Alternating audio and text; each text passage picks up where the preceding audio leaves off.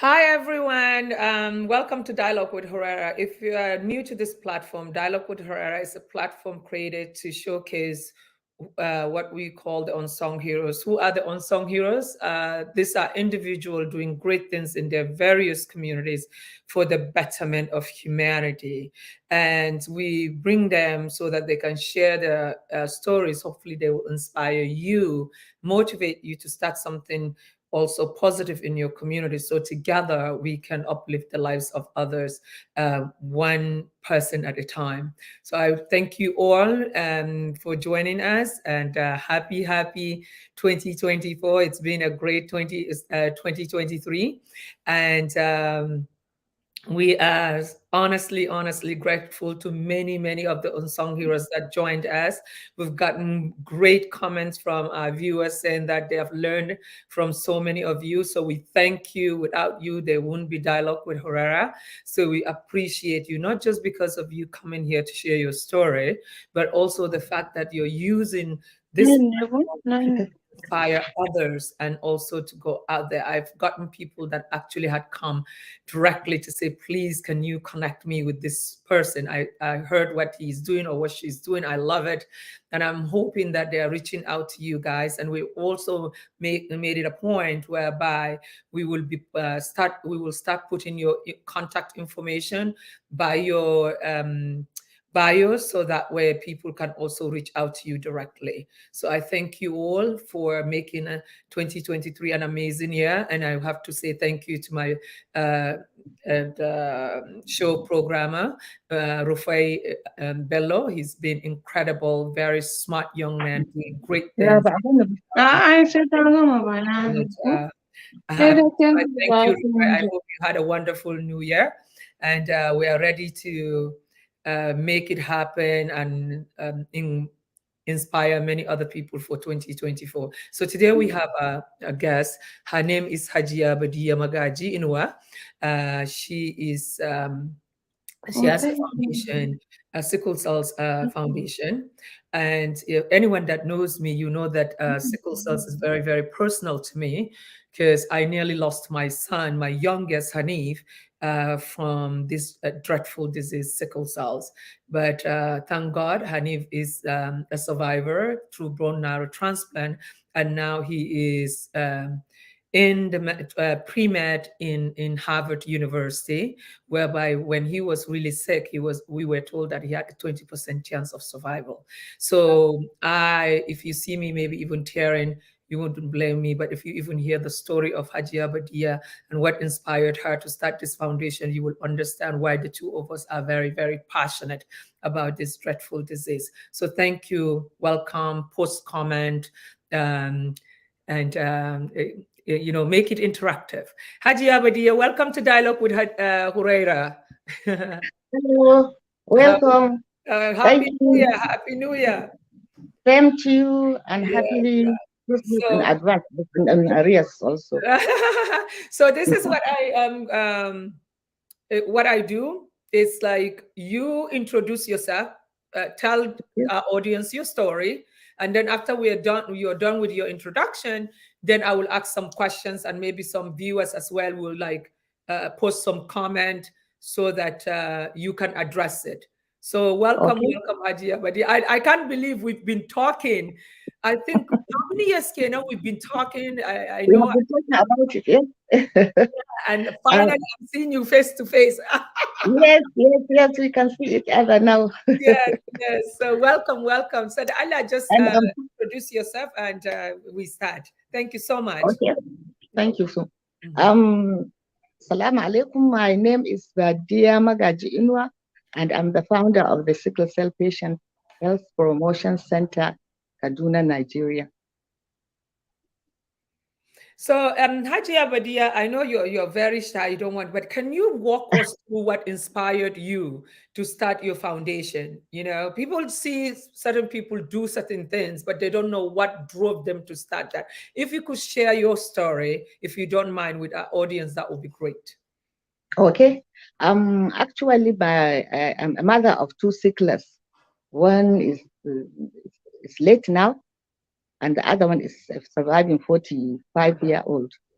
And what inspired me to start this foundation was not knowing 5 years, 5 months before my son died, um, we were admitted in a private hospital. Mm-hmm. At the private hospital, I came down to escort some visitors who came to visit us. So outside the veranda, I saw a woman holding a 2-year-old child. She was crying. She looks like a less privileged anyway. Yeah. So I went and escorted my visitors. Then I came in. I saw her talking to a cleaner in the hospital. So I asked the cleaner what was wrong. She said the woman cannot pay her um, hospital fee for admission. So that's why they couldn't do anything to help her. That's why she was going. So what I believe was the cleaner is a neighbor to the woman, and she told her she's working at one clinic. Yeah. I believe that's why the woman went to the clinic. Okay. So on going upstairs to meet my son, who was a bit better that day, I told him, I'm not happy. I saw a lady, the child was so bad. I wish they did something to help her or to suppress her worries or to help to suppress the child's crisis. Yeah. But they told her they can't do anything. So the woman went out crying. So the next day I went down again and asked the cleaner, I say, how was your neighbor? She said, thank God she has been admitted at one of the hospitals in Kaduna. Then I said, Oh. thank God. So on second day, when I saw her again, I said, how was the child? She said, the child is normal. All was normal. I felt bad. So I went back to my son. I said, Isa, because Isa was my eldest son. He died at the age of 35. That was about 18 years ago now. So I told him, I said, look, Isa, you are better now. Do you know that child died? I wish they helped the woman to suppress her worries and also to suppress the child's pain. Mm-hmm. So what are we going to do after I leave the hospital? Then we started talking. I said, I think it's time we do something to help the less privileged. Yeah. Then when we are discharged, we started talking. He said he will check his computer and find if there is anything online that we can do. Then Yeah. an idea came to my mind. I said, why can't we ask close friends, relatives, and so on, get some money, we go and buy some drips, the things that I know sicklers need anytime they rush them to the hospital, Yeah. and some medication. So we started. The first month we went to one government hospital, then I told them if any less privileged came with the problem of finance, please attend to them. Instead of you insisting they must go and bring admission money or something like that, do start using the drugs and the drips and everything that you can start with the only less privileged. They were grateful and they took it. We did it first month, second month, and by the third month, Isa was admitted in the hospital. When he was admitted, Isa gave up. So I felt bad. But all the same, because I never show God that I'm tired of what was going on about Isa's case, so I just took courage. So one day, just about 5 months after his death, I was sleeping. I wanted to go to the bathroom. So suddenly, something just bumped inside me.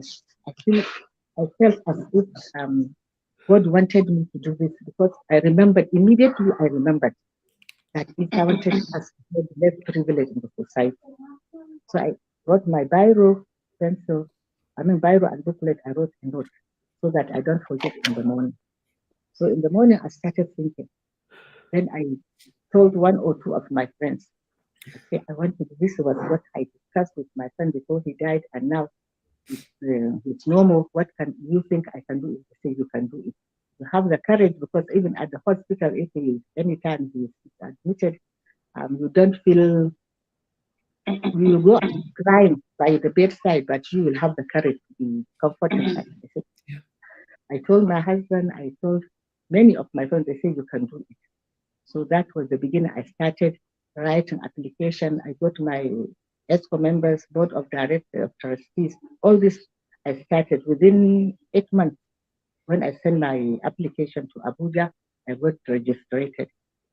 So I got registered, no place to start, no patients.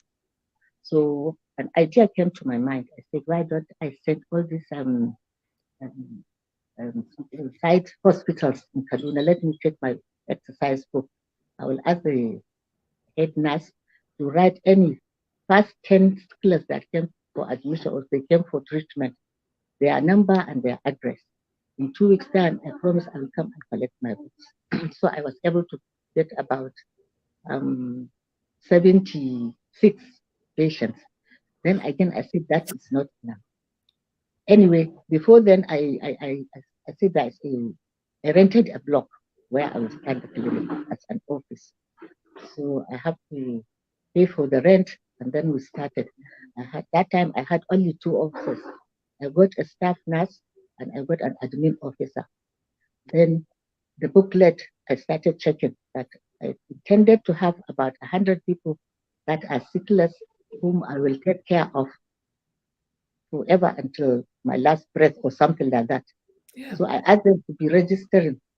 I asked the media, one of these radio houses that was in the TV, I can't remember that it's DITV or NPA. I asked them to advertise for me Yeah. that there's Twitter, because our aims and objectives, I asked my staff that we have to give them free medication to suppress, routine drugs, to suppress their crisis anytime or to stop the crisis coming. And Yeah. then also awareness. We intended to go around schools, government, private, also. We did that. We started thinking of doing that. So by the time we started registering the patients, they were coming every day. They are coming every time for registration. So my staff will say, Mama, see, it's above the number you said you are going to do. I said, no, don't worry. We intended to do it, and inshallah, Allah will help us to do it. So we kept on.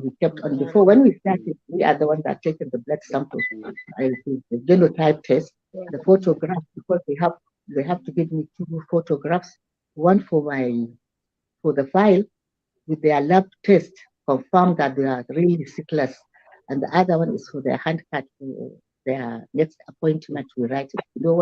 When we give them the medication, and when we know when they are going to come back, that is after every 4 weeks. So that's how we started doing. Then we started going around to the schools or to these local areas. We sent to the Ungwa, who is I don't know how. So we used to ask, like, letter that we are coming, he should get some parents, both women and male, that we are coming to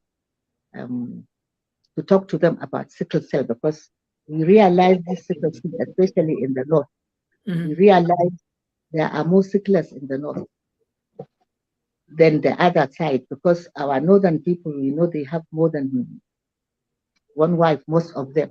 So if by any chance they happen to have if by any chance the husband is a carrier and he has about 3 wives who are carriers, so maybe we are not good. Only God can do what he wants, but at least out of those, maybe the other women, they will have sicklers in their own among the children. So we started thinking. I go on radio, television, everywhere. I'm there, newspapers, and I'm so glad and grateful to all these media houses and journalists, because they are very interested in what we are doing. So they kept on doing it for free for us also. So at the end, the number was going up 1,000, 2,000, getting to about 3,000. So that time when it was at over 1,000, we could not take the blood sample, we could not do the test for them for free. And the medication was okay. But the photograph, that was the only thing, that is the only thing we are only asking them to bring up to date. 16 years ago, we have been doing it. Wow. Yes. And every month, they have to come for their routine drugs. We used to go for house-to-house visitation, so that make sure they are taking their drugs regularly. From the beginning, not many of them. So many people, that time, they don't care. They say, it's God willing, I shouldn't worry. I think, as I say, no. So we kept going. If we go to a house, before we go to a house, we have their telephone, we have their house number. I will send one of my staff to go and check, find the place. So we just drop the following day, all of us will go. We are about 16 in number, my staff. So we go there and I ask, where is the small bag? I gave you medication. About 5 drugs we are giving them to supportive drugs. It's not to cure the sickness, but it supports them because many of them, when they brought them from the beginning, they will be looking emaciated and very sick and ill.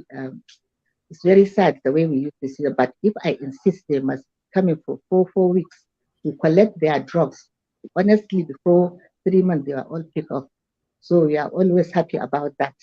So how to get the drugs? I used to write to friends, my children's friends, my relations, some organizations. I'll write a letter. I have all the list of the drugs killers who are supposed to be taken to suppress their crisis or to suppress the crisis coming. So I know exactly what it was. So I write the list of the drugs. When I wrote it, I will give you if you want. We prefer the drugs more than the money. But many people say, no, we don't have time to go and get the drugs. This is the money, go and buy it yourself. Because no matter what, I must see everybody, no matter how many of them come to the clinic, everyone monthly, they will get their 5 types of drugs, which is very, it's challenging anyway, but somehow able to make it up to the up to date. That's exactly, there was no day, whether there is public holiday or no public holiday. If it's the clinic day, every staff must be at the clinic. So there was a day when they said it's only one day between these 16 years. It was only one day that is a clinic day, and we didn't attend. That was when our former governor, Rufai, said that nobody should go out because of this corona, you know. Okay. COVID, that COVID. He said that nobody should come out.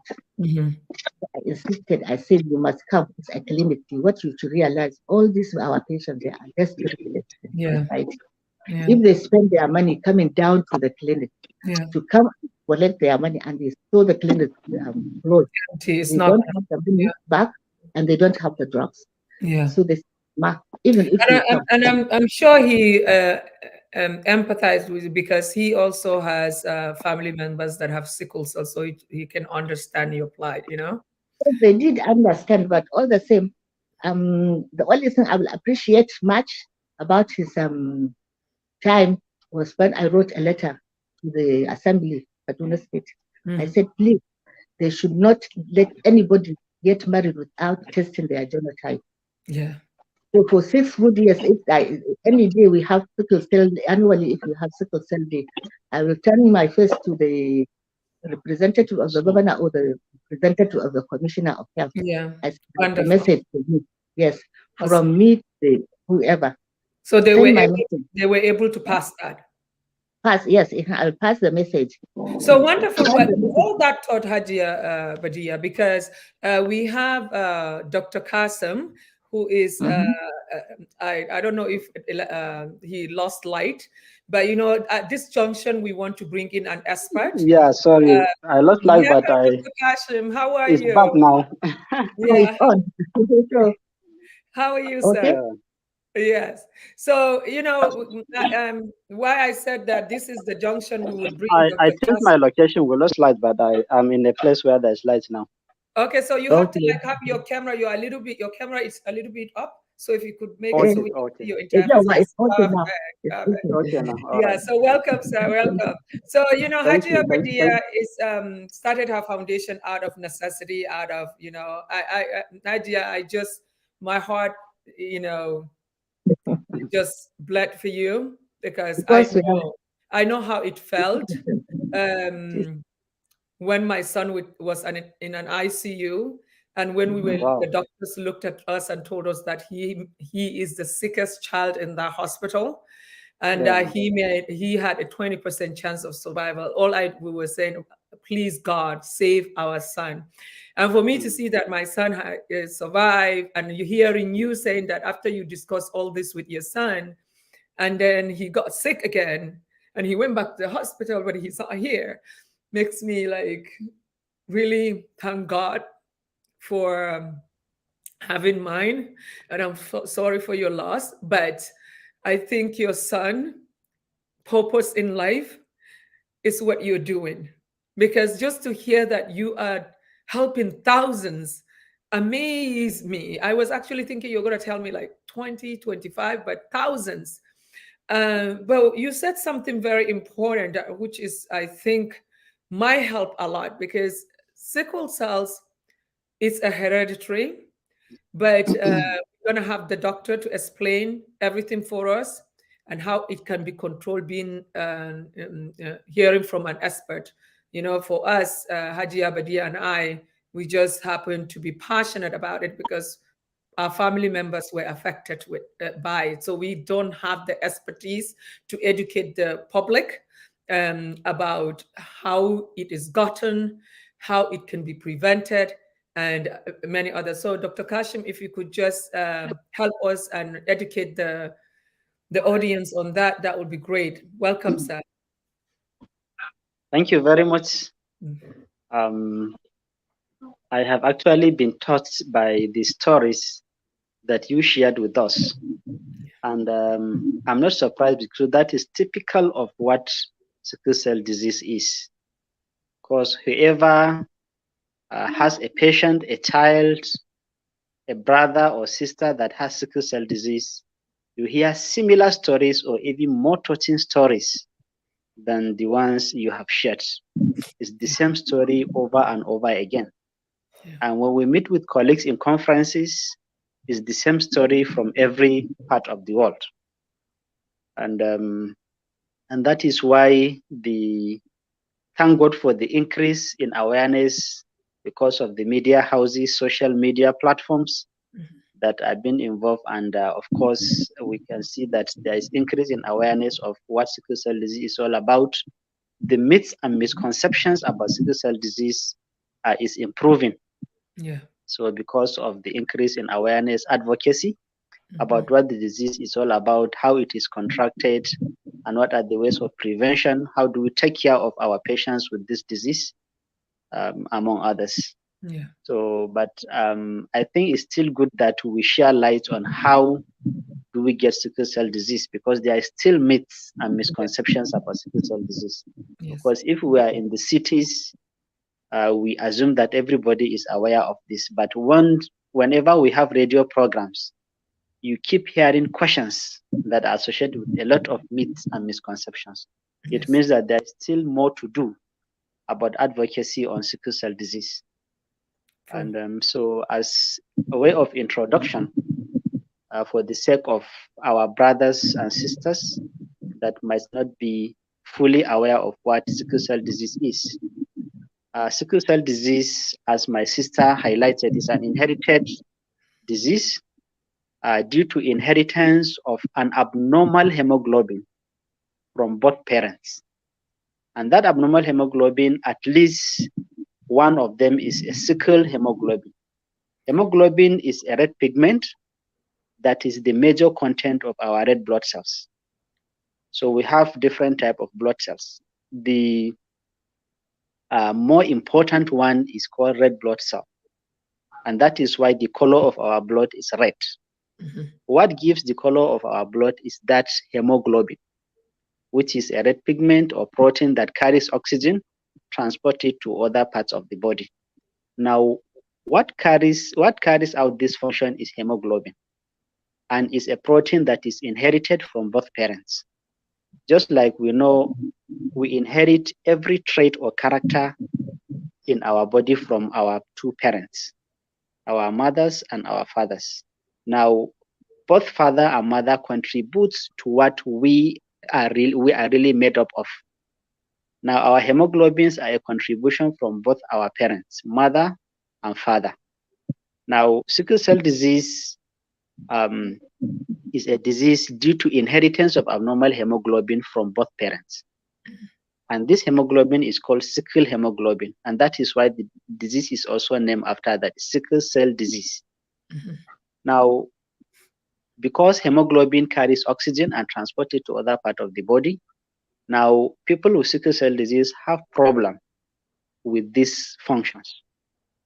And because it's an inherited disease, it means that there is contribution from both the mother and the father. And that is very, very important because of so many cases, myths and misconceptions that are in our society. You found out a family that the mother is a divorcee, and she has so many children that are sickle cell disease. And this is just due to a mere fact that the society believes that it is the mother that gives these children the disease, not knowing that it's a contribution from both the parents. Yeah. Because the mother herself alone cannot make a child to be a sickle cell disease child. It means that there must be contribution of father and the mother. And that is why premarital hemoglobin testing or genotype is advocated before marriage, known as premarital screening, as part of the premarital screening, in addition to the viral screening, the HIV, hepatitis, blood group. And that is why we also test for electrophoresis, hemoglobin electrophoresis, or commonly known as genotype. This is to help us know whether there is possibility of the spouses contributing to having a child with sickle cell disease. And that is most important way of preventing sickle cell disease. From the word go, before marriage, there is premarital screening, so that once there is chances of the two spouses having a child with sickle cell disease, they should be properly counseled about what is the possibility of them having a child with this disease, and what are the burdens and consequences that are associated with bearing a child with this type. Just as our mother just rightly gave a story of her family. And as we said, it's a similar story in most families. Yeah. In fact, some are actually stories that you cannot forget. Yeah. Very touching, very emotional stories. I had a friend who had Yes, sickle cells, and she had 7 children, and all 7 children had sickle cells. Can see. She will be in admission, and she lived in Kaduna. She will be in admission in one room, 3 of her children in the other room. To be in the other room. You know, I really want to quickly. Yes. I'm glad you're explaining this, and people are understanding that it's not people a lot. The reason why it's rampant, especially in the villages, because people are afraid to say that they're carriers, because automatically they are looked at as there is something wrong with them, so they hide it. I have a friend now that her son has AS, and they already told them, and they went and did a test, and the parents of the girl brought the test and said the girl is AA, because an AS cannot marry an AS, because there's so literally the parents went and lied, and the doctor who did that, it's a heinous. So now they have a child. That child is suffering from sickle cells. So, Doc, what can we, with that case, whereby you guys are the good doctors are advocating for all this, educating them when they come to the clinic, and then the government are doing their part to pass a law. The religious leaders are also doing their part, saying that we're not going to marry you out if you don't give us the certificate. Then how can we control what can be done with someone like this kind of doctor that lied? Because if the parent lied about, if the doctor did not connive with the parents of the girl, my friend's son wouldn't have been having a child now with sickle cells. With sickle cell disease, of course. You know? And so thank you for raising this. But the truth of the matter is, whatever is happening is just to show you what the society is actually made up of. That is what I always say. If we are all trustworthy, we are all honest, then that is what we found in every strata, in every aspect of our lives, and in every part of our society, in the hospitals, in the mosques, in the churches, in the market, and in our houses. So it all turns back to societal upbringing and the trustworthiness that is lacking in the society. And that is why they say charity begins at home. Yeah. So I think in terms of that, there are regulatory bodies that if we have this kind of cases, we can report to, and they will investigate and take proper actions. Especially for us in medicine, the doctor, because obviously that is not the first time he's doing it, and he's not going to stop. yes, I have another thing to say about this. Right? Okay. Hajiya Badiya, is that not the case? That is one. Mm-hmm. That is one. Two, I advise people doing this test to go for reputable centers, Okay. recognized centers to do this test, not just any shop that is just by the roadside, Mm-hmm. and they just put a signboard and they are running tests like that. Most of these shops or centers we see along roadsides are not actually recognized diagnostic centers. And that is, in fact, most of the people there parade themselves as doctors or laboratory scientists, which are not actually are.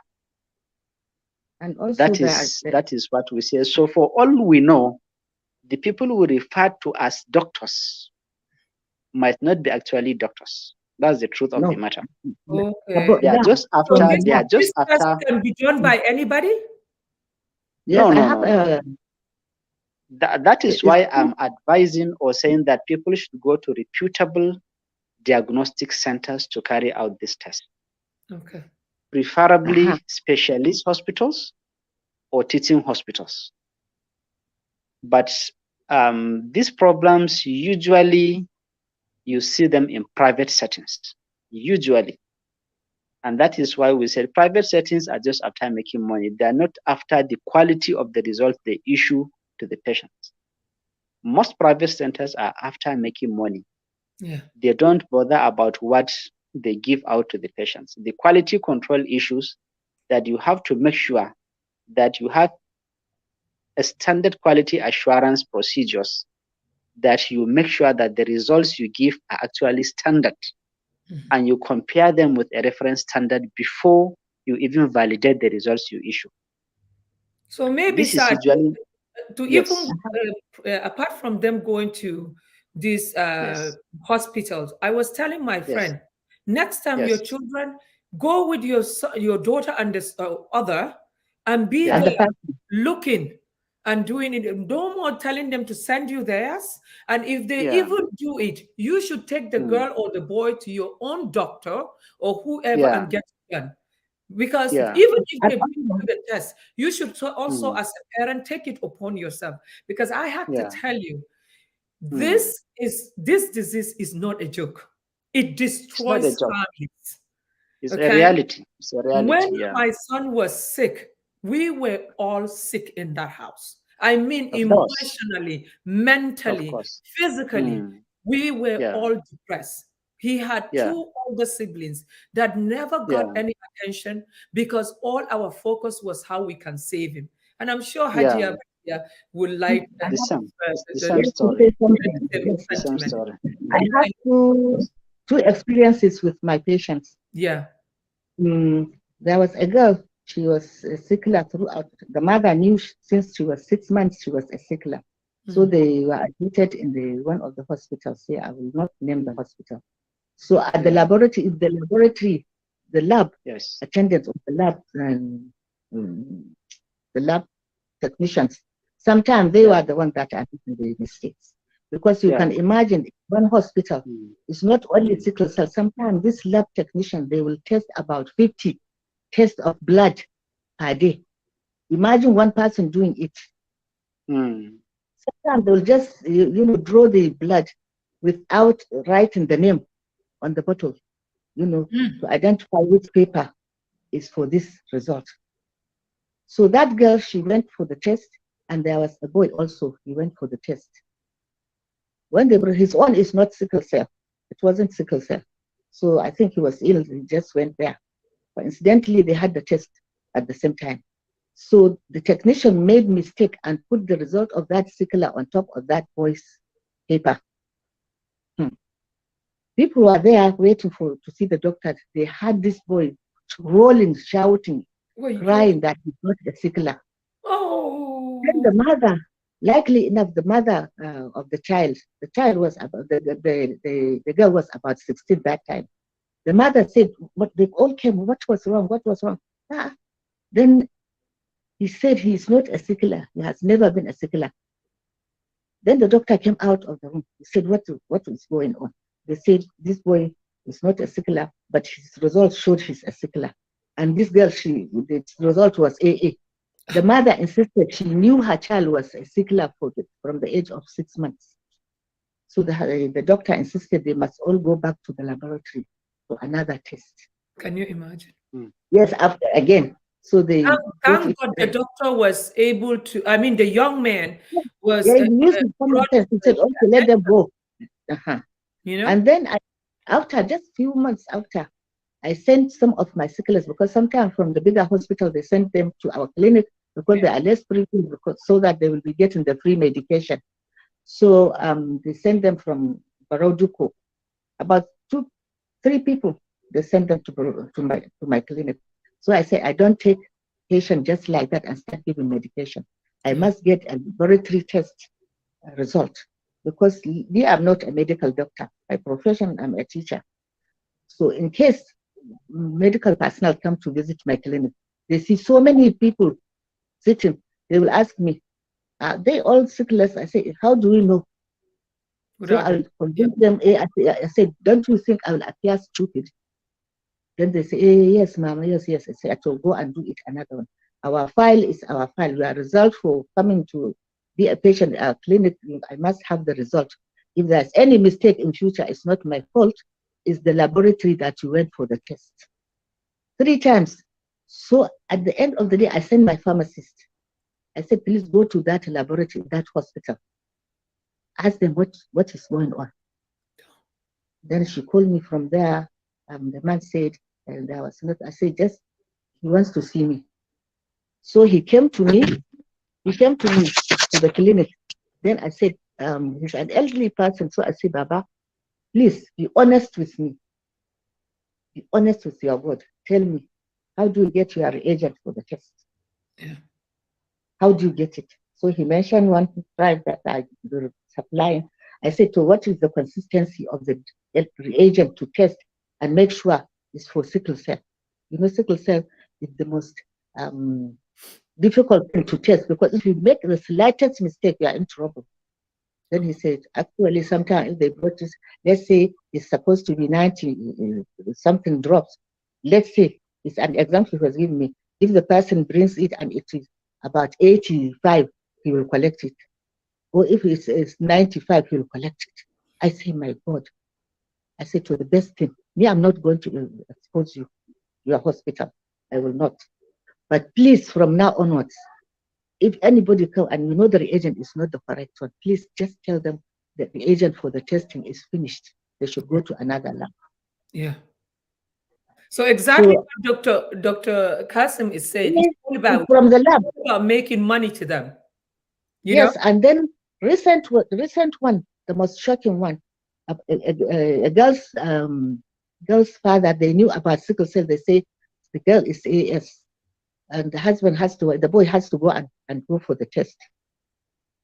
The boy took his friend. The boy knew he was AAS. He brought a friend that is AA. They went to the laboratory. The lab man wouldn't mind what the name of the person, the patient, so. He asked his friends to give them the blood, but the lab technician, he doesn't know what was going on. At the end of the day, they got married and God catch them because the first child was a sickler. He came out as a sickler. So what is all this rubbish? That's what happened to my friend's son too. So Dr. Kasim, you heard Hajiya Badiya's Yes. dilemma, which is trying her best to do right. He is professional. She even said she Yes. cannot. I'm telling you, she is the one that made me to find a doctor. She said, Khuraira, I'm more than happy to come and share my story, but I am not going to speak and make a mistake because I'm not a medical doctor. And I reached out to Dr. Yeah. Hassan and say, You see? please, my guest is not showing up until I find a medical doctor. So, and I'm so glad that she is. I didn't even understand Hajiya Badiya to the extent of what you're dealing with. So, with all this that she mentioned now, we have now somebody who carries his friend. So, can they look at ask To for give the blood. ID? It was after we finally found out what was happening. What happened? So, in that case, Dr. Kasim, how do Yes, we ma'am. go? How do you advise parents to handle this?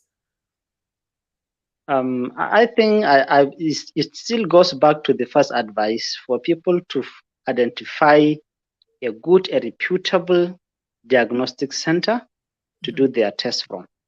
Because if you look at it, just last week, Saturday, I went for a wedding, Yeah. and it was during the wedding that the leaders in the mosque were trying to ask if there is any doctor around to interpret this premarital testing for the two intending couples During the wedding. during the wedding. They are ignorant. They don't know, no Do you awareness. understand? Hmm? So They don't know I anything. was just confused. And the I'm society, sorry to the laugh, way but you this is think, like, and the way they think is actually different. Do you understand? So sometimes we also find ourselves in a very difficult situation to really carry people along, yeah, make them understand why they are supposed to do what they are supposed to do before even this time.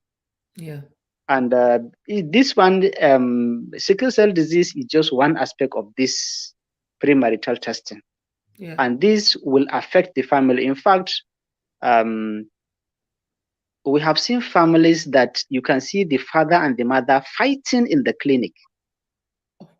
You can see marital Mm. disharmony obviously outside. So if only people know the kind of situation they are really subjecting themselves after marriage and getting children, having children with sickle cell disease, they wouldn't have done all these lies just to marry, Yeah, yeah. I because think people actually don't know. is the really breaking the Yes, stigma. I think Wallah, the it's yes, number terrible. one thing is breaking the stigma yeah, because people with mm, sickle cells are so shamed, you know. yes, mm, They are called all sorts of names, and like Yes, you yeah, said, because they stigmatization, know, stigmatization. I am obviously I'm AS. So all my life I knew I'm AS. But my late husband, the father of the boy that had the transplant, when we got married, there was nothing because he plays sport. He's healthy. I never seen him sick, so we never even tested. It was not thinking because also we're in America. We had done all the tests. There's nothing else, but we never thought of this. I never even thought of the sickle cells to do the test or the screening on that until when I have twin boys before Hanif. So when I went to do the what is that testing after 4 months, they test to see. That was when we found out he was also a carrier. At that time, we were educated, they sat us, we were given a counselor telling us this. I say, okay, we pray when these kids come, we're not going to find out until we have the twins before we know if they have sickle cells or not. Thank God I had the twins, Jamil and Camille, didn't have the sickle cells. Got Thank God. and thank God. Hanif, so, with my head growing up in Nigeria as well, Allah, doctor, they'll just lie. They don't, I swear to God, I'm in this country, but my mentality was like this because that is what I grew up being told. That all these things that doctors are saying is, I didn't believe them. But I was told when the counselor sat us down that she said, there is a 25% chance one of your children will have sickle cells because both of you have AS. I also Mm, thought, after I finish this, I need you to break down, the different genotypes and what are the percentage, so people can understand the frequency of how you can really have one of your children, two of your children, or your entire children having it. I think we need to educate people on that. So when we had Hanif was perfectly healthy 6 months. Before 6 months, I told my husband, see these doctors, I told you, they don't know what they're talking about. Here in the US, they do a test that comes back after and in 6 weeks, it comes with your blood result. That is when we were told Hanif had sickle cells. That day was like the end of the world for me. But even at that time, I did not believe that Hanif really had the sickle cells, because he wasn't sick until the day, maybe a week after his 6th month. Since then, every month we must go to the emergency because of the crisis. And that before that happened, the doctor told me the reason why he is not sick within this 6 months, because he has your blood still. Yes. His neonatal blood. So for that reason, he's not going to have any sickness. So I want you to discuss that, sir. And I also want you to give them the idea of saving the umbilical blood, because in terms of transplant on what, later with those, that if one of your child gets it, because I was educated on that, but I don't want to talk about it because you are the doctor. So if you could, like, literally, Hajiya Badiya, for what we went through with our children, we could be doctors of sickle cells. Yes, of course. But still, we don't want to mislead we want the doctor to talk. With our people here, most of them, they don't believe in genotype testing, checking on before marriage. So that's my reason why, right about 10 years ago, I asked Pastor Buru, as a Christian, to represent the Christian people, and Sheikh Hamis. We always go for our advocacy. If we are going anywhere, we go together. Let them emphasize that even in the holy books, we were asked to check the health of everyone before we get into marriage, to keep the family healthy. So I always go anywhere we are going to advocate for sickle cell. I will go with Pastor Buru and Sheikh Hamis. Wonderful. So, and it helps. And during, like, Ramadan, when it is time for this tafsir, I write letter to Rusul, Sheikh Ahmed Gumi. I write a letter. I will ask them to say something about sickle cell. Being a doctor also, I will tell him to please help us to say something about sickle cell. And the testing blood doesn't mean anything. God will not be angry with them. It's supposed to be so. So that was how we are doing our own. So I believe one day people will get used to it, because at the time, there was a time I insisted that every parent should understand that. But without the awareness, nobody, all this village is only, the thing is happening in Kaduna, only in the cities. Outside, no, nobody.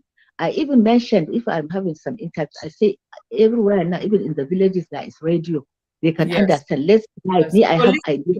Let's make some jingles. Hajiya Badiya, let's give Dr. Kasim a moment to run down what genotype testing is. What if you are ASAS?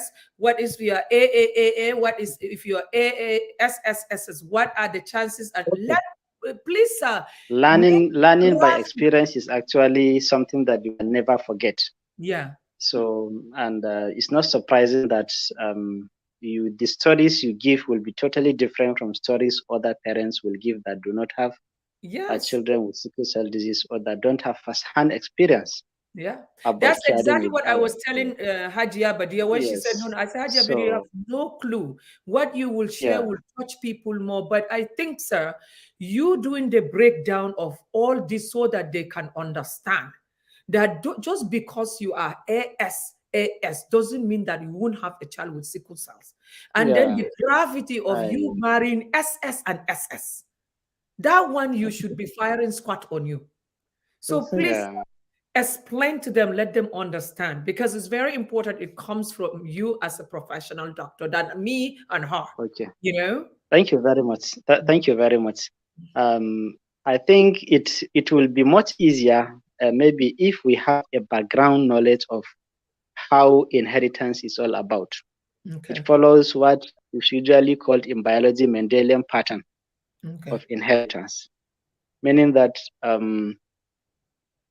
the inheritance of whatever character, be it the color of our skin, how tall or short we are, how intelligent we are, whatever thing, physical or functional trait or character we have in our body is a combination of what we inherited from our parents, both our mothers and fathers. Yeah.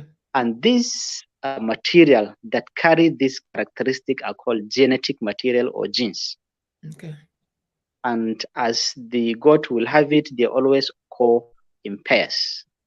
Why they occur in pairs is because we inherit one from mother and the other one from the father. Okay. And a combination of two genes or a pair of genes is actually what is responsible for what we have at the end of the day, which is called phenotype. Okay. Now, in terms of hemoglobin, the normal hemoglobin is called adult hemoglobin or A hemoglobin. It's designated as hemoglobin A. So if somebody is completely normal, he must have inherited hemoglobin A gene from the mother and another hemoglobin A gene from the father. Okay. That is when an individual is tagged as AA. Okay. Somebody having a genotype of AA means that he inherited hemoglobin A gene from the father and the other A from the mother. Okay. That is how a normal pattern of inheritance is. Now, if the father and mother are carriers, meaning that they are AS, they have combination of normal and abnormal hemoglobins. Okay. This is what is referred to as carrier state or carriers. Okay. Now, if the father and mother or the intending couples are actually carriers, it means that a father can either donate the normal A hemoglobin or the abnormal S hemoglobin in the formation of a child. Okay. And the same way for the mother. So the fear now is, what is the chance of a child becoming a sickle cell anemia child if the father and the mother are carriers? And this is what is being explained by the Mendelian pattern of inheritance. Okay. So, and the possibilities is that the father will either contribute the normal or the abnormal hemoglobin, and you have 4 different chances or possibilities. If you combine and permutate the possibilities, you see that if the father, for example, contributes the normal hemoglobin, the mother can contribute either the normal and the child will be AA, or the abnormal and the child will be AS. In the same way, a similar way, if the father contributes the S gene and the mother contributes A, the child will still be AS. Yeah. And if the father contributes the S and the other contributes her own S, it means there will be what? SS hemoglobin. That is sickle cell anemia.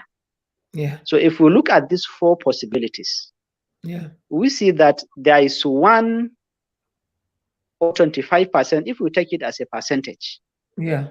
there is 25% chance of the child having AA hemoglobin and 50% chance of the child becoming a carrier AS and 25% chance that the child will be SS. That is in terms of percentage, or in a simpler way. Okay. Since there are 4 possibilities, Yeah. 1 out of these 4 will be AA, 2 out of these 4 will be AS, which is carrier state, and 1 out of 4 will be a sickle cell anemia child. Now, it is as simple as it is. Maybe you would have drawn something to make it clearer, but I think it's maybe too late now. No, very simple. Very simple. I hope it is clear. Yeah, to me, it's, and that's exactly what they told me. They said your next, you're lucky these 2 didn't have it, but hopefully your next child it does. But there might be a chance 25% will be AS or 25% SS. I mean, Yes. So yeah, exactly. AA, so I'm sorry, SAS. Oh no, SS. yeah, And the other yeah, one, yeah. yeah. Um, but So how reckless would it be for someone yes. knowing that they are SS, fully knowing they're SS, and then they know maybe because the family they are related, or maybe they are prominent people, they must marry into that family, and decide to go and marry what do you call it, an SS. It's ignorant. So you know what is actually obtainable in the medical profession is that you as a doctor, you are there, you have a role, Mm-hmm. but it is important to know that your role is also limited to some extent. Okay. And your role is to make sure that the intending couples fully understand what it means to marry if both of you are carriers or even one of you is a sickle cell disease individual or client. Mm. So all you need to do is to make sure that you explain to them how is the possibility of their children going to be, and what are the burden or the difficulties associated with caring for children with sickle cell disease. Now, if you have done your best and make sure that they have fully understand this, now you leave them to take a decision. If they so wish that despite being uh, uh, in a state of fully understanding this, but they still feel that, yes, they love one another to the extent that they rather bear the consequences of this rather than to separate. Fine and good. You have done your role, and you have done your best to make them understand. You can't prevent them from doing that. And this can only be done by enacting laws in that society, which is actually beyond your boundaries. Yeah. Because, yes, this can only be done by legislation. You are legislators in combination or in collaboration with judicial arms of Yeah. the society. And if they so wish and they enacted laws that give guidelines, fine and good. You are also not part of the people that will make sure or trying to enforce this in the society. All you do is to advise what is supposed to be done, how people are supposed to behave, what is advisable or what is not advisable. Now, if people will understand this and will fully understand, not just understand, I believe majority of people will not go ahead and get married despite having these possibilities of having children with sickle cell disease. Yeah. Now, what people don't actually know is that, well, it's only when you see a parent or a child that has the disease and you have seen the type of pains, the kind of pains they go through, and the difficulties and a lot of psychosocial problems that are associated with these families, that you can only know that, yes, this thing is actually a reality. Mm. And if you see the kind of suffering that these individuals go through, you will not wish your worst enemy to be in this kind of condition. Yeah. True. One of our patients was describing the pain. She said it's just like having a knife and be cutting her flesh, be just cutting her in pieces. That's how she explains the pains. Mm. Some of them will explain that it's just like they are being thrown into burning fire. Yeah. That's how they feel the pain. A lot of descriptions from these patients will make you feel, Oh yeah. yes, that this thing is not actually a joke. No. And No. one of our colleagues was narrating to us that there was a child that is usually having crisis in and out of the hospital. Mm. And at one point in time, he was in severe pains and he looked at his parents Mhm. and said that if Why? they knew that there is possibility of getting birth to a child like him, he will not pardon them. One also. Yes. So if a child will even think, because until I listened to that story, I have never imagined somebody thinking in that way at all. Okay. Yes. But So what will make somebody to think in this way? Yeah. Of course, the suffering should be actually an extreme kind of agony, pain, and suffering that will make somebody to think that way. And I actually know of a couple that are actually educated, well educated. They knew their status, but because they loved one another, they went ahead and married. But if you see the suffering, they just had one child that is sickle cell disease child. But I can tell you the suffering that the family is subjected to, the whole family, is something that is actually pathetic. Very, very pathetic. All now, the same. Yes. So I think if people know this and examples that is similar to this, which you always hear from parents and people that have experience to this, I think people will really change their mind, even if hitherto they have intention of still going ahead and getting married. So what I'm trying to say is that as a medical doctor or a professional in the hospital, you have a limit to what you can do.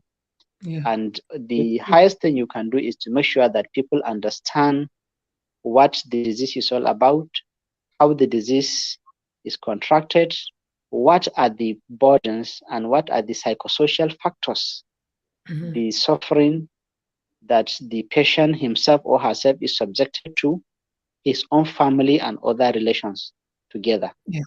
Yeah. I think that is the highest the doctor can do.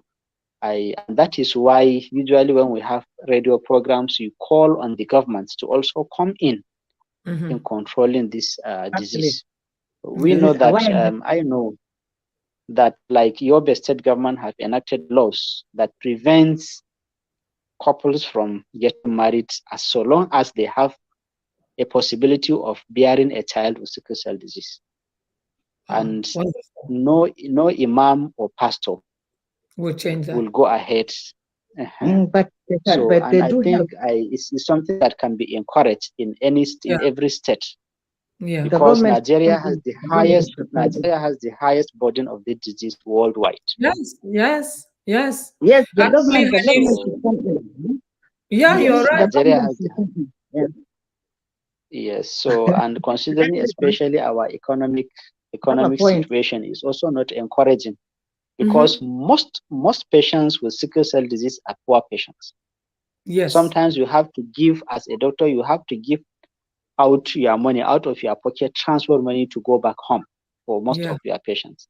Sometimes you buy folic acid for them, you buy proguanil for them, because obviously there is no way they can get this once they are out of the hospital. That's what we are doing at our clinic. Exactly what we are doing for the last 16 years. Yes. That's what we have been doing.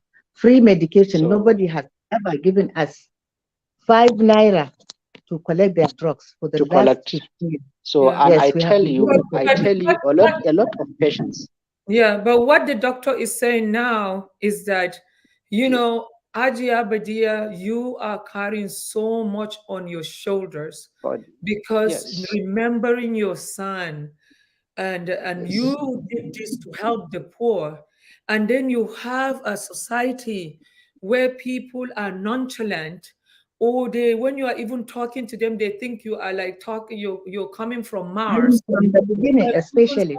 You know what I mean? So I applaud you, and I applaud His Excellency Governor El Rufai and the governor of Yobe for doing this. I'm hoping many governors will step up and implement this and say that this is a no-no. And I love the idea that you are involving the imam and the pastor, because as you know, I listen to those two. And I think also I would say another step that can help you, the doctors, I think you should also bring these very powerful bodies to be part of your counseling, because But excuse me, people may not listen to you as a doctor, but they will listen to their pastor and their imam. and excuse me, I have one point to give. Yeah. If only awareness, the advocacy, if it's spread like it did when HIV came to Nigeria, Mm-hmm. believe me, by now, because the villages we are just doing it from the city. Yeah. Inside, nobody knows. They have to see. Let Yeah. them go to hospitals. I used to explain on interview when I'm having an interview. Let them go and take some pictures of the crisis. Let them go and take pictures of how the parent, or interview them how they suffer. The running up and down hospital is your permanent house, and drugs. This less privilege, they don't have. Sometimes, believe me, when they come to the clinic, you pity them. After the first, when we register, they will give them. We weigh their weight. We take their blood samples Mm, for some other things like malaria. Because mm, sometimes if they come with malaria this month, believe me, up to the next 4 weeks, they will never take the children to the hospital. No mm. money. Okay. So I went to the government, Ministry of Health. I begged them. I said, please give me the kit and give me one lab technician so that he will teach one of my staff to be helping them. So already I knew this um, uh, malaria Mm. drug. I know them. So they are part of my, if you go to my office, you'll see that all the drugs that my children have been using, I have packed them all. If Mm. I give them letter to take to any doctor, because we don't keep doctors there. It's no use, because we have clinic only twice a week. Having a doctor in the clinic is a waste of Yeah. doctor's time and also a waste of our Mm. resource, which we don't have. Yeah. So I will always keep what they did or what my children have been using. So I always tell them, because we deal with the less privileged. If by any chance you happen to be in the hospital and they write the prescription for you, please bring it here. If what they wrote is among what we have on our counter, we can give you for free. But if Yeah. it's not, honestly, you can't give you any money, because we don't have the money. Yeah. But I always ask people to help us with drugs and also help us with money. We buy the drugs. I have a store here in my house. I used to pack every clinic. We pack the drugs. We think it will be enough for the patients. So every day, if we are going to the clinic, we take our bag and all the drugs. We give them. Already, we'll put them in smaller bags. Yeah. This age to this age, this is how they will take it. They are used to it. All they need to do is to come and collect the drugs from us. I'm so happy that many of them, you won't think they are sicklers, because they have been taking the drugs. Every 4 weeks, they come back, collect it, and they will go. If there's any problem, I write a referral letter to a better hospital like Superauduko, Duse A, Form 1, and so on. They will go there, they attend to them. And we have good relationship with them. Sometimes if they go there, if there's anything, we get our out of our account. We help them, like blood and other things, admission, some, because there is no way. Sometimes we can't just leave them like that. They don't have money It's to buy yeah. paracetamol. Yeah. It's very sad. Yeah. If they come for the first time, we give them the first drops. Then they will say, to how much? Now, okay, now how much? We say it's for free. Believe me, many I have seen, I witnessed so many of them shedding tears, Of course. thanking us for Of doing it. course. Of I wish course. the government will put hand, all these well-meaning Nigerians, let them put hand so that it will help the less privileged, because we cannot do it alone. Yeah. We don't have resources. We can't do it, but God So has stood by us. at the moment, Hajiya Badiya, how do you fund all this, the medication and stuff? Because I want Yes, to you speak about it. Maybe somebody will be listening here to see how they can help you out. You know, this is the essence honestly, about what Dialogue Khuraira is about, is we to used to write create letters sometimes, awareness. or sometimes after any interview, we'll Yeah. just put our account, um, uh, clinic account, or Mm. sometimes we write letters, or sometimes I list the drugs. I used to be very clever. If I want the folic acid, let's say I want folic acid, I will write letters to about 3 people. If I want Polidrine, I will say to about 2 people. If Yeah. I want pen relief, I will ask for, because you can't send the whole list to one person. If he Yes. looks at it, Yeah. this is rubbish. Yeah. Yes, they are lazy. So by the time they help us, we'll have enough for a month or two. And Okay. some people ask money. Okay. if they can assist us.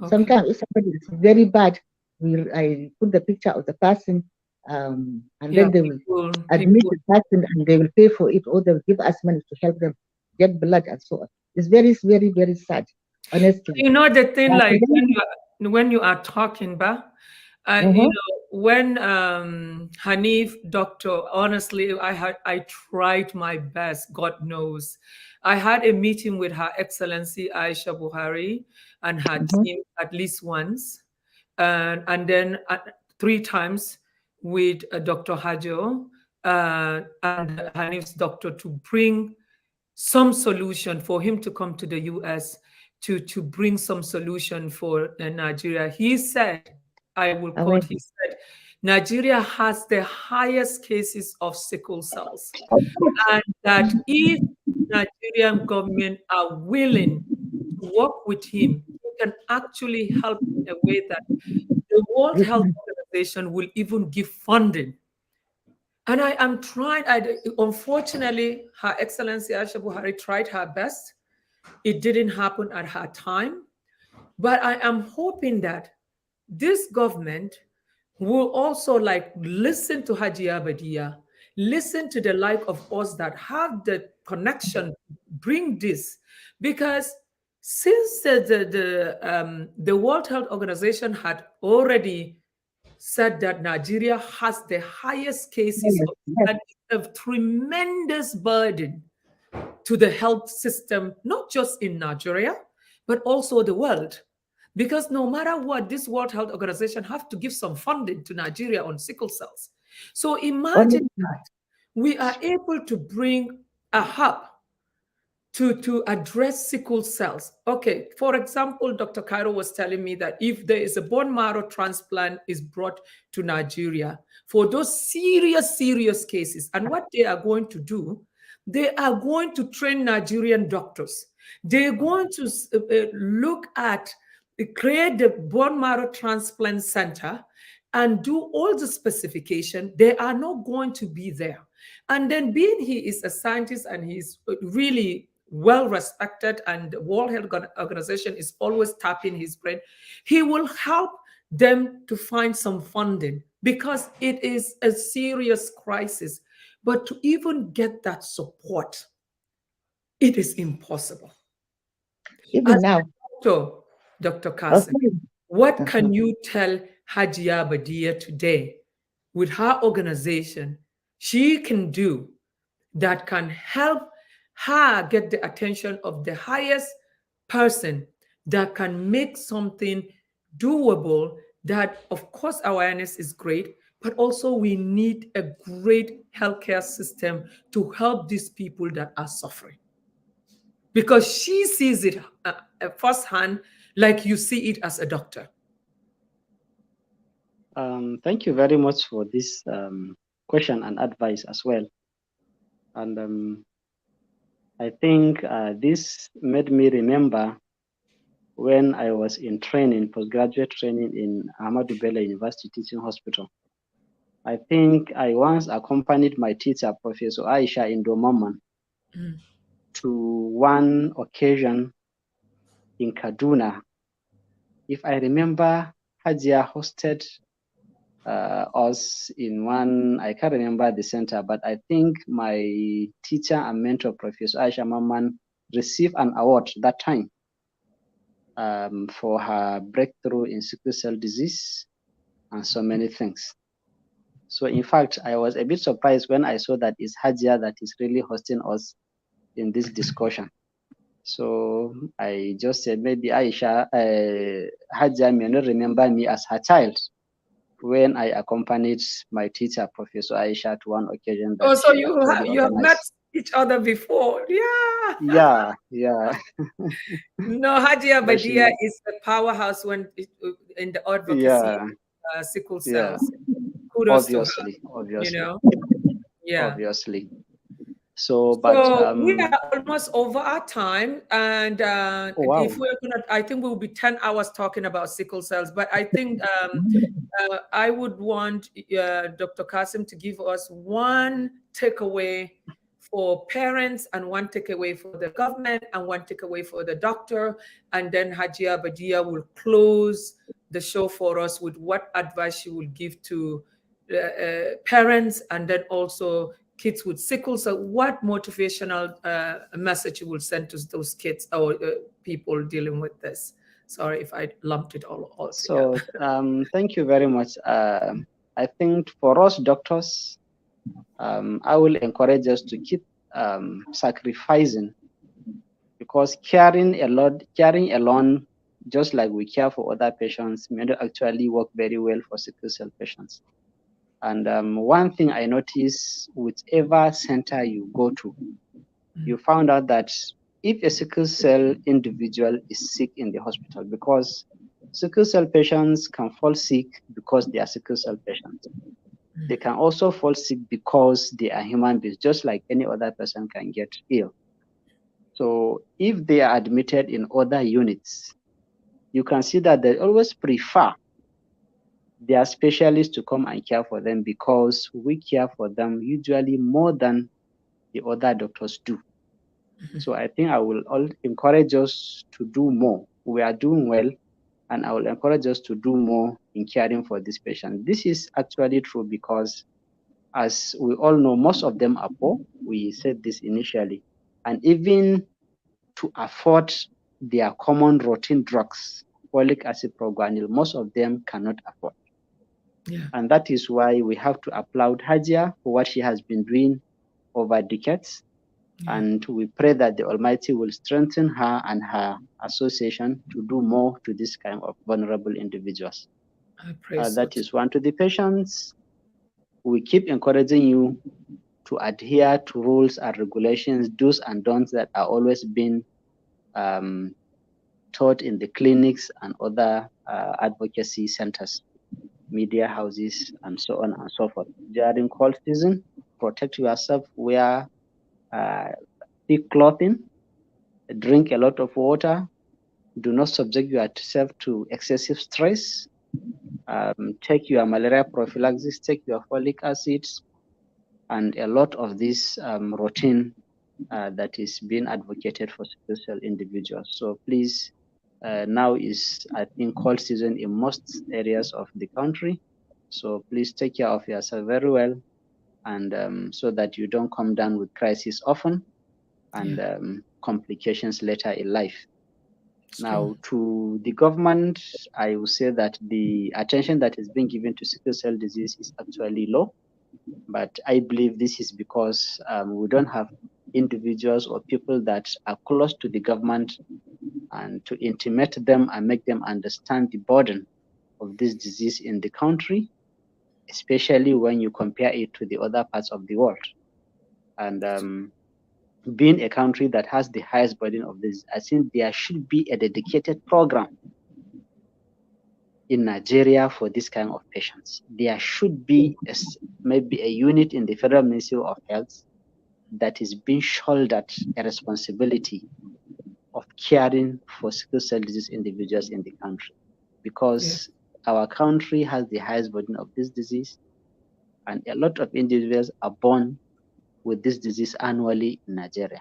Up to 150,000 newborn babies every year with sickle cell disease. So I think any serious government is supposed to look at this thing and create programs to relieve people with suffering from sickle cell disease, especially that most patients are poor. So we'll encourage people, especially that have connections with the government, to really draw attention of the government towards providing a program to ease the suffering and also to control the disease in the country. And for people like Hajiya and likes, I will encourage them to do more, because this is the only way for now that these patients get some relief. Yes, to care for their disease.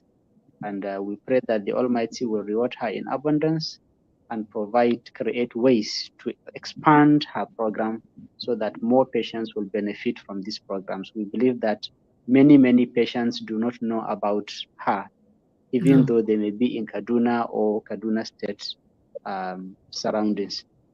So we pray that the Almighty will give her more and to expand the advocacy as well as the care she gives to this kind of patients. And I will also encourage Hajiya and her likes to create more programs, especially in TV and radio stations, because there are still myths and misconceptions about this disease, no doubt about this. Whenever you travel down to villages, yes, there are a lot of myths and misconceptions. Yeah. And this is, as I said, is not surprising because of the society we live in. We can actually be different from the society living in or the society we have grown in. Yeah. This is just typically showing how our society is really in terms of myths and misconceptions or beliefs of how disease are contracted and so on and so forth. So there is still more to do in terms of advocacy about sickle cell disease, as well as the care of patients with this disease. So we thank Hajiya for all her efforts, and we pray that the Almighty rewards her in abundance. Amen. Amen. Thank you. Thank you, doctor. Thank you. Hajiya, what can you say to all your, amazing heroes? Because I call them heroes. Yes, hero. Yeah. Yes. What do you say to them and to parents and to also viewers? Okay. Viewers that are looking at us, because we are on LinkedIn, we're on YouTube, we're on Facebook, and the network we have of people. I mean, listen to her story. We're going to, after this, we're going to put your website, we're going to put your phone number, for people to reach out, and I hope that you'll be able to get the assistance that you can get. But the floor is yours, Hajiya Badiya. Our heroes, I'm most grateful to Allah because according to how we are, I made the children to feel we are one. Yeah. There was a day one girl came to my office. She was crying. I said, "What is wrong with you?" She kept crying. So I went to the pharmacy and sat with the people giving the drugs. I said, "When you finish crying, just call me." So when I saw her standing outside the door, I was sitting inside. I followed her. I said, "What is your problem?" She said about 4 people came for marriage to ask her for marriage, but somehow it didn't work.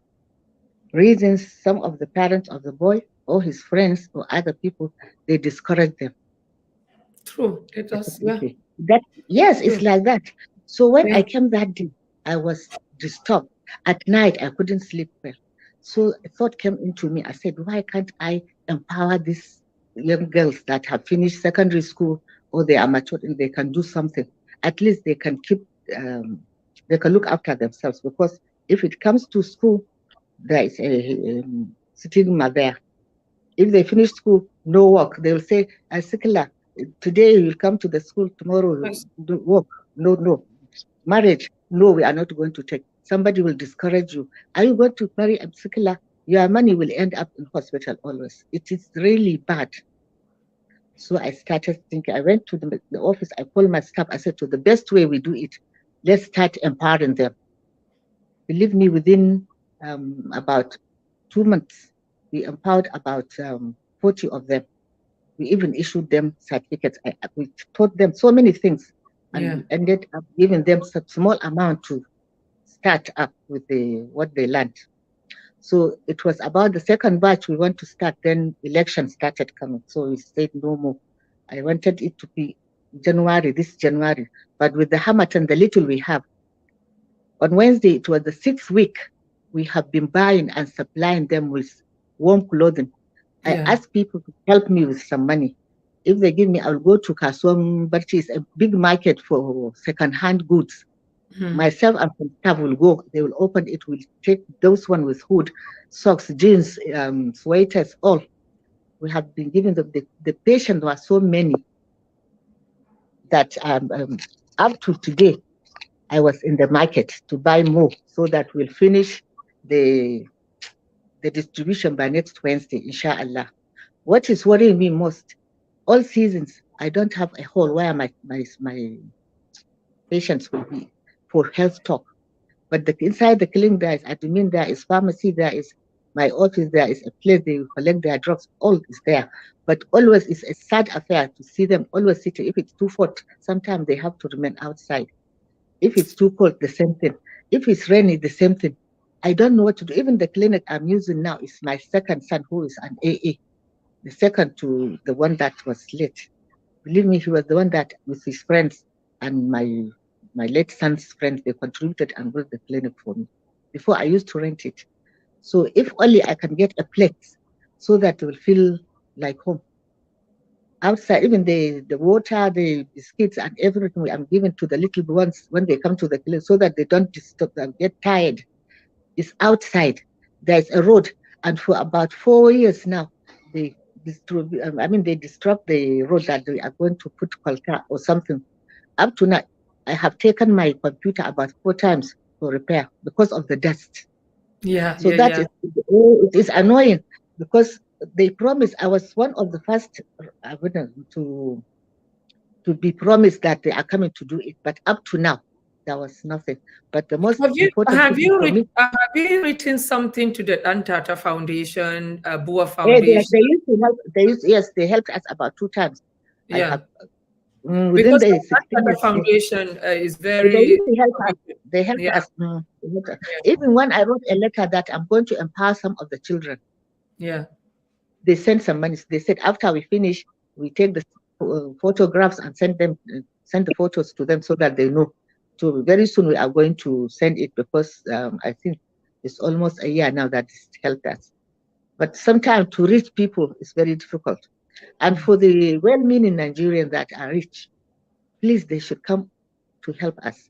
Because the advice I give them is that if only they can join hands. Come forward to the camera, let them see you very well, and talk to them straight in the camera and tell them, come forward. Yeah, come up forward and talk to them.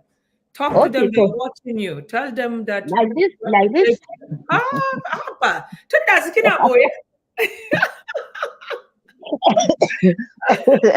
So you need to talk to them, you know? So if only they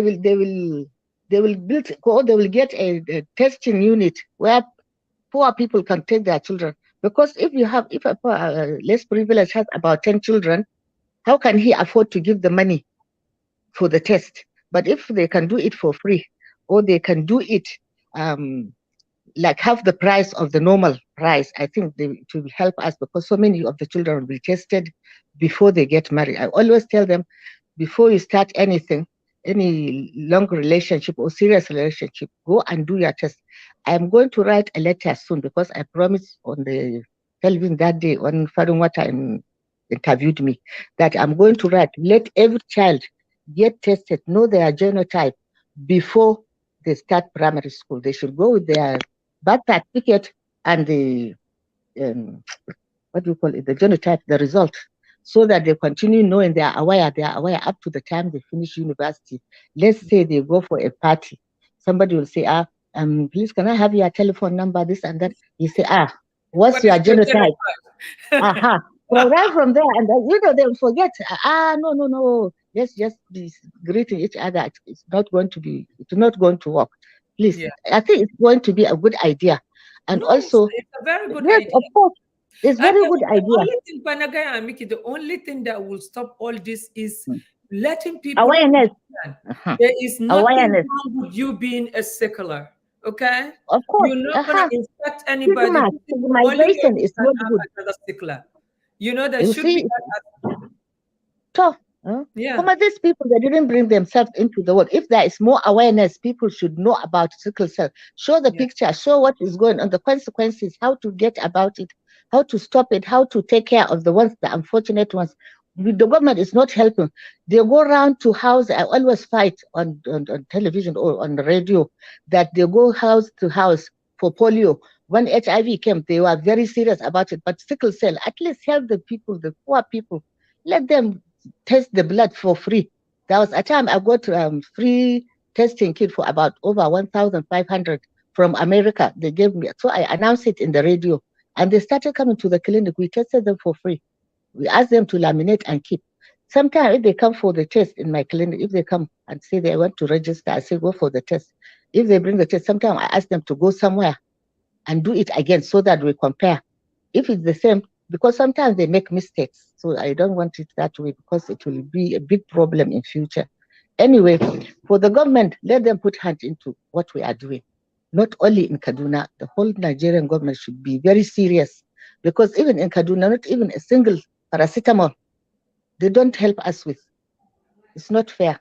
When they said from 0 to 5 years, there should be a free medication. I had it so many times, but up to now, they are not doing. Anyway, I'm grateful because no matter if it's my own son that is ruling the government, I mean the state, if it's not God's willing for me to get something out of it, I will not get. So that one, I took it for granted. I don't mind. One day somebody will come forward and say, but I'm thankful to the media houses. They are doing it for free. Almost everything I do. If I send them an invitation to come live, they come and they do it for free. So I'm grateful to all these radio houses, media, newspapers, all this, they help us. So the government should put hand. I believe because it's a political government, if any government showed interest in what we are doing, all these politicians that wants to get name, I'm sure they will come forward and help us. Yeah. Please, and please, I'm begging. I pity the children. Sometimes we shed tears with each other, with my staff, and some of the. It's very pathetic to see how they are suffering. Oh yeah. Please help. The medication we cannot remove what they have already got, but we can stop what is coming in future. Yeah. Awareness is antidote to sickle cell. So please, the government should wake up and do something for us. Thank you. Hajiya, thank you so much. There is no, I don't think there's enough thank you to really show, to even quantify, or how you make the community where you are, the people, not just the sicklers, but the family itself. And to the extent that you're using your little savings, your children, your friends, and to find medicine, it's commendable. And God willing, in my own little way, you have me as a partner. We will have to sit down and strategize on how we can do to really get to the top people, to maybe make your organization amplify it.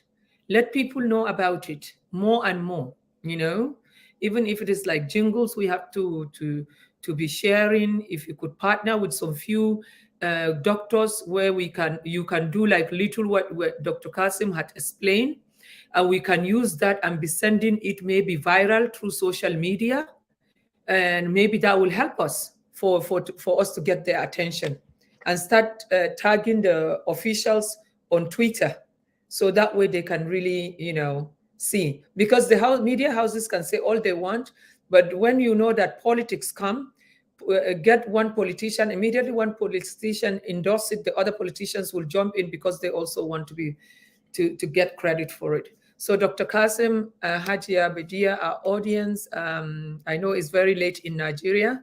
I am sorry for taking this long, but this is a very important topic, especially for the voiceless, because like we said, if this disease was affecting the people that are affluent, it would have been taken care of. But because it's affecting the very poor people, maybe it's not. That's the reason why it's not being taken serious. But I thank you, guys. Thank you all for your time, and everyone that Safia Nagogo for your comment, Sani Adamu for your comment, Fasin Fadlan, Tura for your comment, and again, thank you so much, our programmer, Bello Rufai, for making this possible for us. So again, thank you all. And I would say bye-bye to everyone, but definitely we'll stay in touch. I don't know, Kila Hajiya Badiya, I think her network went off. So I'm going to end the show now. Thank you so much, sir. Have a good night. Bye-bye. Bye.